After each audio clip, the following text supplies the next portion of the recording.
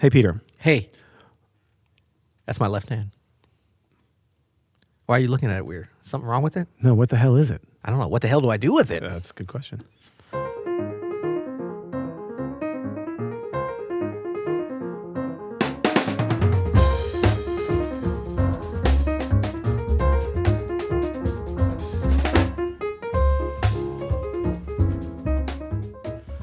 I'm Adam Manis, And I'm Peter Martin. and you're listening to the You'll Hear It podcast. You forgot what this I was? almost said codcast. Cod. We talk about cod.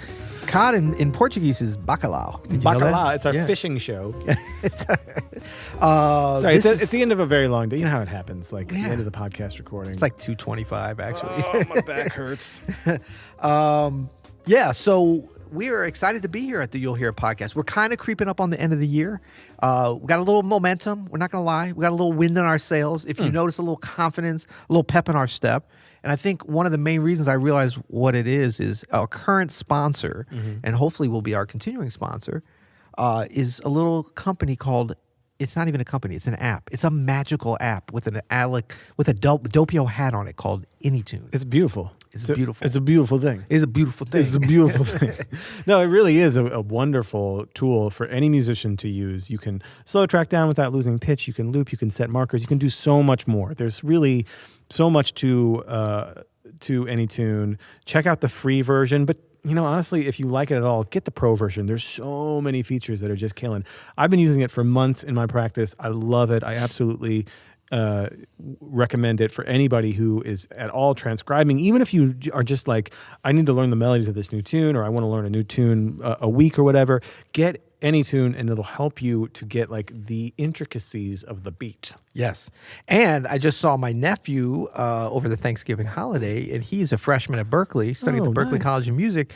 And I was telling him about Anytune. He's like, oh, yeah, they gave that to us. Like during their orientation week, all Berkeley incoming students get a free copy of the pro version. I mean, that tells you all you need to know right there. Berkeley approved. Berkeley approved. Just like this podcast. We are Berkeley approved. Did you know that? We are not. Oh, we are actually. not? No, we are not. We have some fans up there. We do. I did We- hear about that. we Big do. shout out to Berkeley College of Music in California. Keep on going with the Bay Area. No, that's another place. Wow. Berkeley School of Music. Boston. Go to anytune.us/you'll hear it to check it out. Yes. And yeah. So today, what the hell do I do with my left hand? Well, there's a lot you could do with it. That's right. But some of those things we can't talk about on the podcast. But we are. I'm going to tell you one thing.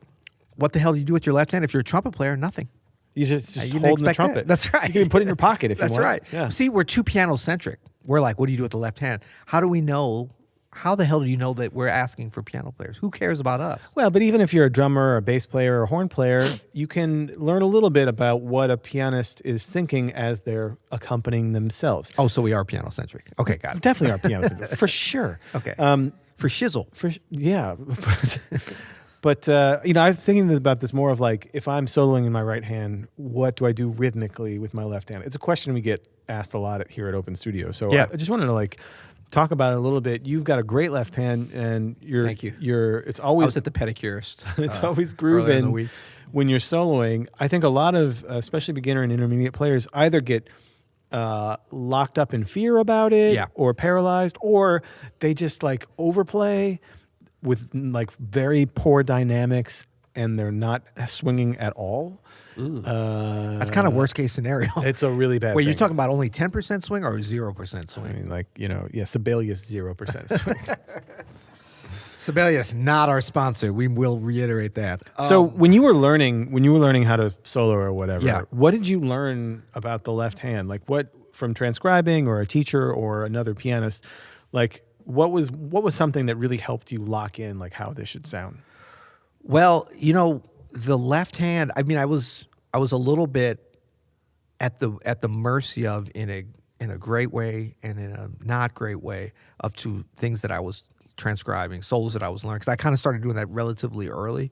So I got some great ideas because I was like listening to pretty good stuff, not pretty good, great stuff, but some of it was too hard for me. Yeah. And then I didn't listen to enough variety at that early stage to get enough. Like I was scared, and rightfully so, of the more like two-handed players. Right. You know, the Jeff Keezers, where Jeff Keezer was just a little boy, like I was, so he wouldn't have been on my radar. He was still a two-handed player. He was, yeah. He was probably breaking records.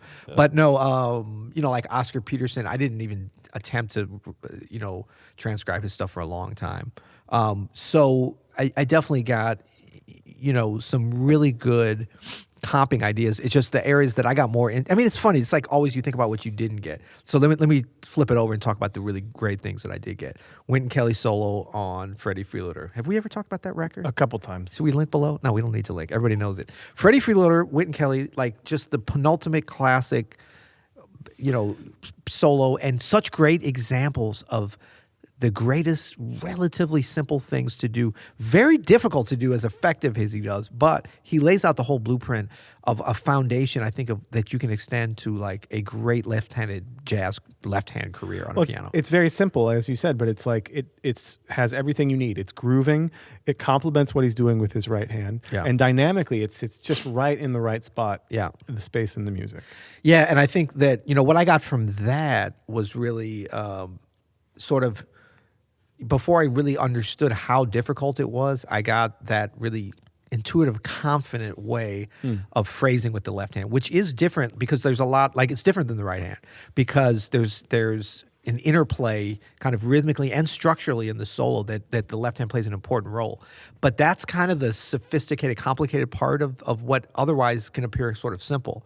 So it's really good if you can get that sort of intuitively, because the worst thing is if you take a solo that's like learnable like that, but the most complicated parts, like the structure of it and how he tells the story and how the left hand and right hand like interplay with each other, if you overanalyze those parts, all of a sudden you've sort of turned something simple into something complicated and difficult. Right. And then you can't play with the just extreme swinging and confidence that he exudes. He's in that. just speaking. Yeah, you know, yeah. And it's coming out. Yeah. But yeah, getting going can be a hard thing. I remember, I had a teacher that showed me left-hand voicings, and I definitely wasn't using them in a swinging way until I think I transcribed like a Bud Powell solo. Ooh, that dude was good. And he was just doing very simple, like,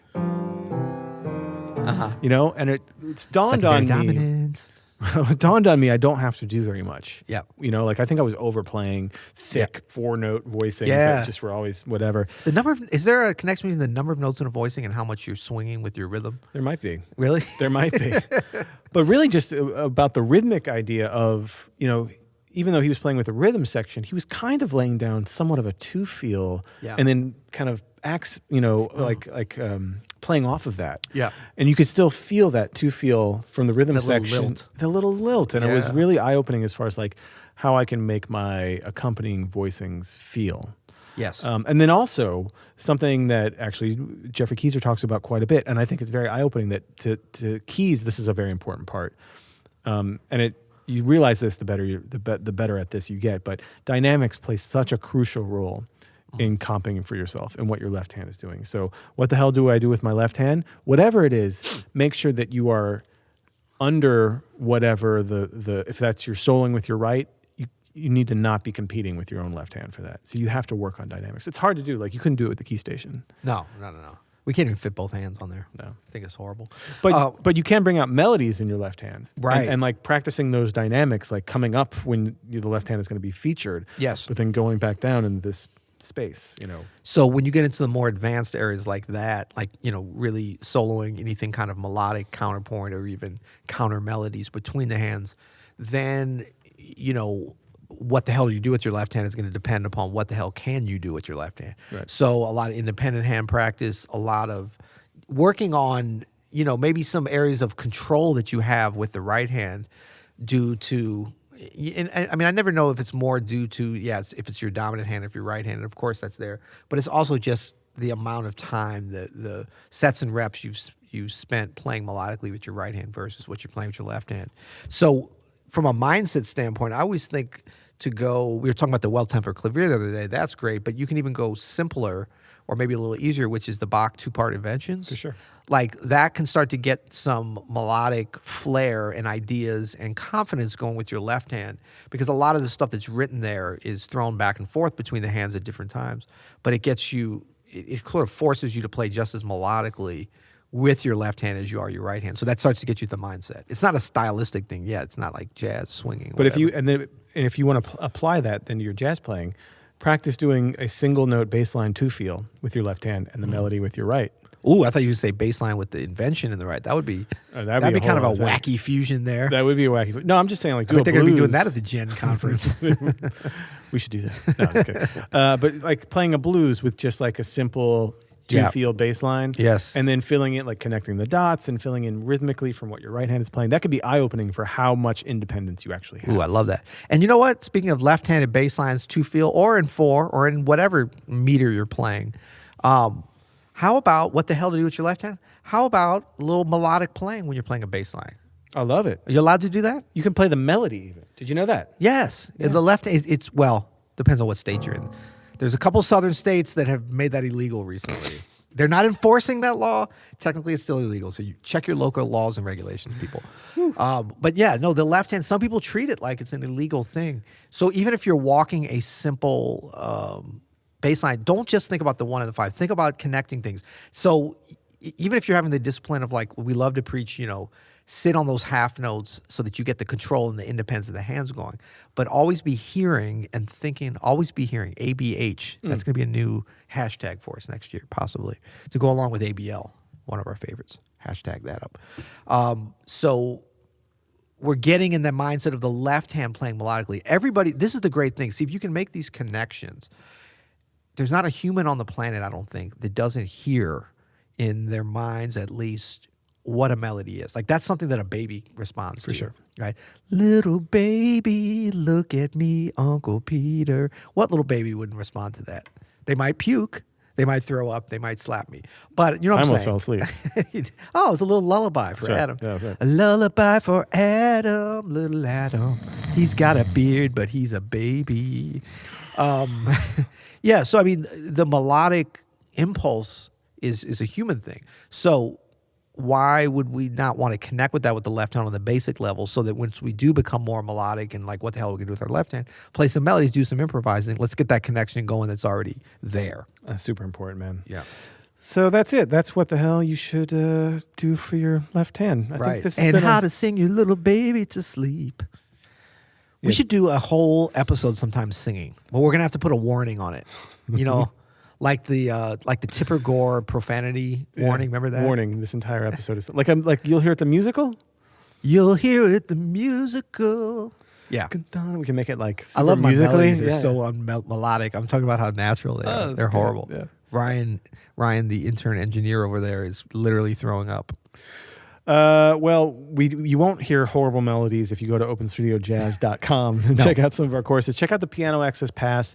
It's popping off. It's all of our piano courses that we've ever made, plus any we'll make as long as you're a member, which is a lot that we have on the books. And this is a good time, kind of at the end of the year, think about that annual membership. That's going to be your best value. You're going to get like 3 months free on that, and a lot of great new content. We got the next volume of the jazz piano technique course coming out, which is going to be fun. Pentatonics is already in there. It's good stuff. Good stuff. If you want to get better, I mean, yeah. If you want to get worse, we got a couple other websites we'll Don't link to even worry below. about it. And also, we will be at the Gen Conference. We're going to do You'll Hear It Live. That's right. We In need to- Nolens. In Nolens. Nobody calls it that. No. Come see us. We'll be at our booth. We'll be at the You'll Hear It Live. We'll be hanging out in general in New Orleans that whole week. Adam will be in the French Quarter, but not until 1:30 a.m. Oh, man. until 5:30. Oh. And then from 5:30 to 7, he'll be passed out on Bourbon Street. And then we will drag him back to his hotel room. First time I went to New Orleans, I turned to my wife and I said, I am going to die here. Yet you didn't. No, I mean when I'm ready to die. Oh, okay. I thought you meant, honey, we're going to party and we're going to be dead by daybreak. No, when the bank account is empty and life is caught up with me, I'm just moving to New Orleans for like 2 weeks. That's right. Yeah. Good. Well,